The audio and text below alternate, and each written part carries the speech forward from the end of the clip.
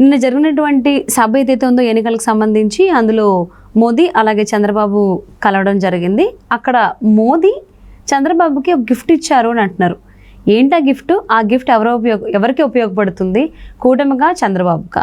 మరి ఈ అంశానికి సంబంధించి మనతో మాట్లాడడానికి, వారి విశ్లేషణని మనతో పంచుకోవడానికి ఈరోజు మనతో పాటు ఉన్నారు senior journalist, senior political analyst CS Rao garu ఉన్నారు. వారితో మాట్లాడదాం.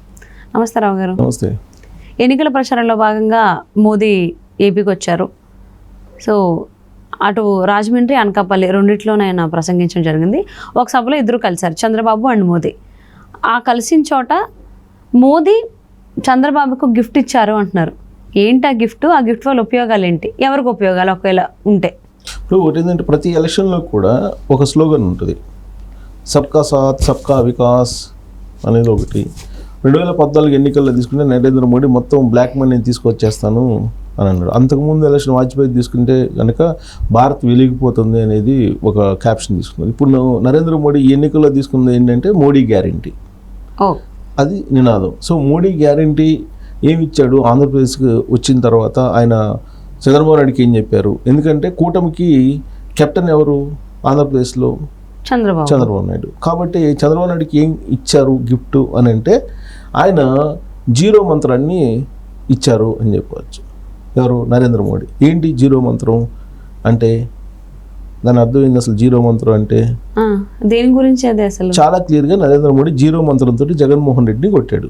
ఎలా కొట్టారు అని అంటే, జగన్మోహన్ రెడ్డి చేసింది జీరో, 100% కరప్షన్ చేశారు, అవినీతి అవినీతి అవినీతి అని అన్నాడు. ఎవరు? నరేంద్ర మోడీ. కాబట్టి అది జగన్మోహన్ రెడ్డి విమర్శించడం, వైఎస్ఆర్ కాంగ్రెస్ పార్టీని ప్రభుత్వాన్ని విమర్శించడం అనేది, అందులో ప్రధానమంత్రి నరేంద్ర మోడీ విమర్శించడం చాలా సీరియస్గా అనేది ఒక పెద్ద అచీవ్మెంట్ కూటమికి. కారణం ఏంటంటే చిలుకలూరుపేట సభలో నరేంద్ర మోడీ వచ్చారు, ఫస్ట్ సభ అది. ఆ ఫస్ట్ సభలో ఎక్కడ కూడా విమర్శించలేదు, ఓన్లీ క్యాబినెట్లో ఉన్న మంత్రులు మాత్రం విమర్శించారు తప్పితే జగన్మోహన్ రెడ్డి ప్రభుత్వాన్ని కానీ జగన్మోహన్ రెడ్డిని కానీ విమర్శించలే. ఆ రోజు స్పీచ్ని మనం కంపేర్ చేసుకుంటే, ఎక్కడ రాజమండ్రిలో ఇచ్చిన స్పీచ్ కానీ లేదా అనకాపల్లిలో ఇచ్చిన స్పీచ్ కానీ నరేంద్ర మోడీది కనుక మనం ఒకసారి చూస్తే కనుక డెఫినెట్గా అది కూటమికి కొంత బూస్టప్ ఇచ్చేది. బూస్టప్ ఇవ్వడంతో పాటు ఓట్ల చేంజ్ అంటే, ఇప్పుడు కూటమిలో Janasena party, BJP, Telugu Desam party ఉంది. ఓట్ల షేరింగ్ పరంగా చూసుకుంటే లేదా ఓట్ల పర్సంటేజ్ ప్రకారం చూసుకుంటే కనుక Telugu Desam party major vote share ఉంటుంది. ఆ తర్వాత జనసేనకు ఉంటుంది, ఆ తర్వాత బీజేపీకి ఉంటుంది. బీజేపీ వాళ్ళు పోటీ చేసిన చోట ఓట్ల షేరింగ్ జరగాలి అంటే ఆ బీజేపీ అగ్రనేతల మీద నమ్మకం ఉండాలి. అదర్వైజ్ ఓట్ల షేరింగ్ అనేది ఇంపాసిబుల్, జరగదు.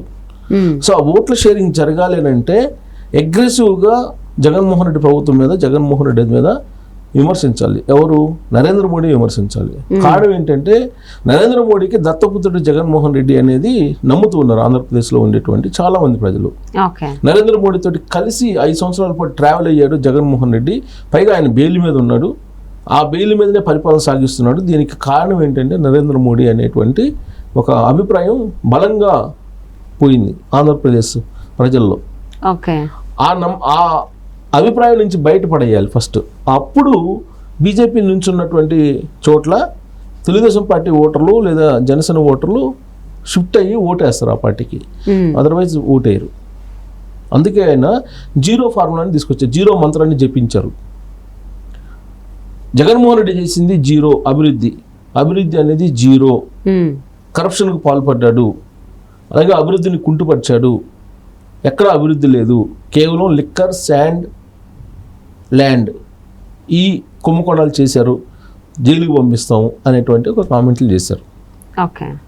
సో అవి ఓట్లను షిఫ్ట్ చేసుకోవడానికి వేసినటువంటి జీరో మంత్రంగా మనం దాన్ని వర్ణించుకోవచ్చు. అంటే జీరో మంత్రం అంటే జగన్మోహన్ రెడ్డి జీరో, ఏమీ చేయలేదు, ఆయన చేసిందల్లా కరప్షను, ఆయన చేసిందల్లా భూదందాలు, ఆయన చేసిందంతా లిక్కర్ దందా, ఆయన చేసిందల్లా ఇసుక దందా, వీటి గురించి ప్రస్తావించాడు. కాబట్టి నరేంద్ర మోడీ ఖచ్చితంగా కూటమిలో ఉండేటువంటి భాగస్వామ్య పక్షాలకి విలువిస్తున్నాడు, ఆయన పొత్తు ధర్మాన్ని పాటిస్తున్నాడు అనేటువంటి అభిప్రాయం కలిగేలా ఆ మీటింగ్లో ఆ స్పీచ్ ఉంది. రాజమండ్రి వేదిక ఇచ్చినటువంటి స్పీచ్లో కానీ, అనకాపల్లి వేదికగా ఇచ్చినటువంటి స్పీచ్లో కానీ. ఓకే.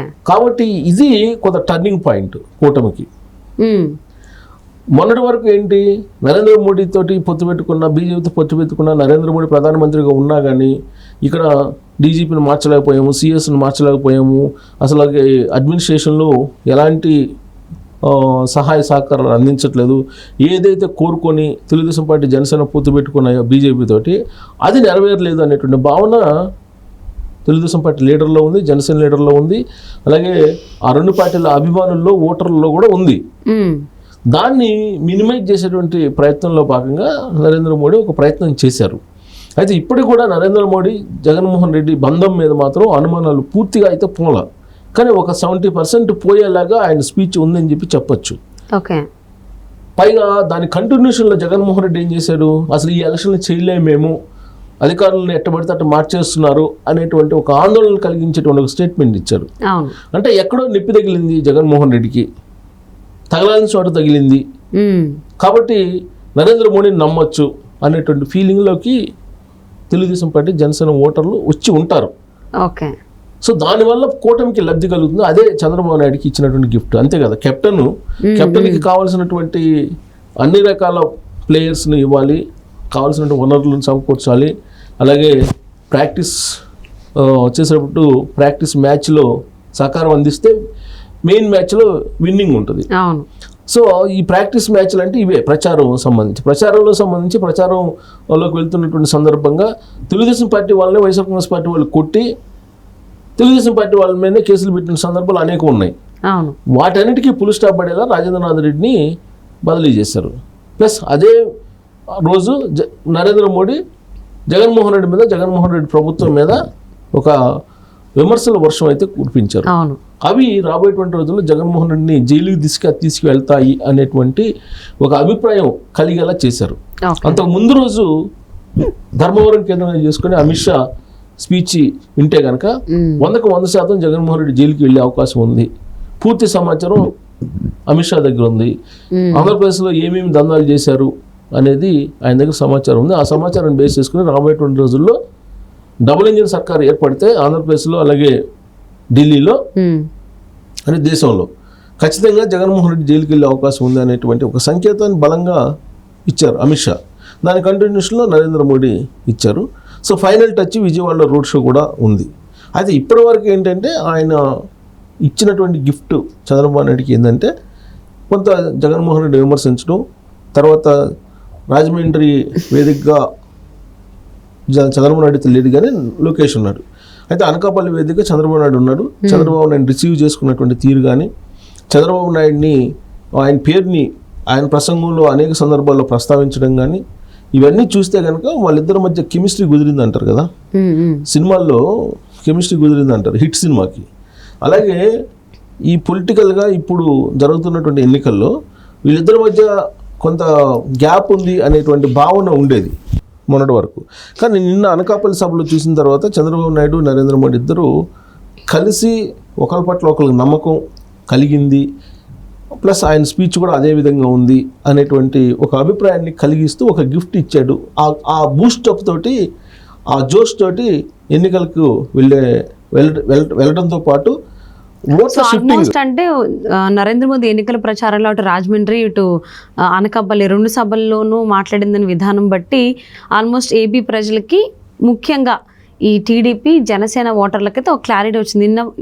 ఇప్పటి వరకు కూడా చాలా భిన్నాభిప్రాయాలు ఉండేవి. సో ఈ దెబ్బకి అవన్నీ పటాపంచలు అయిపోయింది. మోదీ ఇచ్చినటువంటి ప్రసంగం ఖచ్చితంగా కూటమికి ప్లస్ అనే చెప్పుకోవాలి. సో అది గిఫ్ట్ ప్రకారం అది మంచి రిజల్ట్స్ని ఇస్తుందని చెప్పి ఆశిద్దామండి.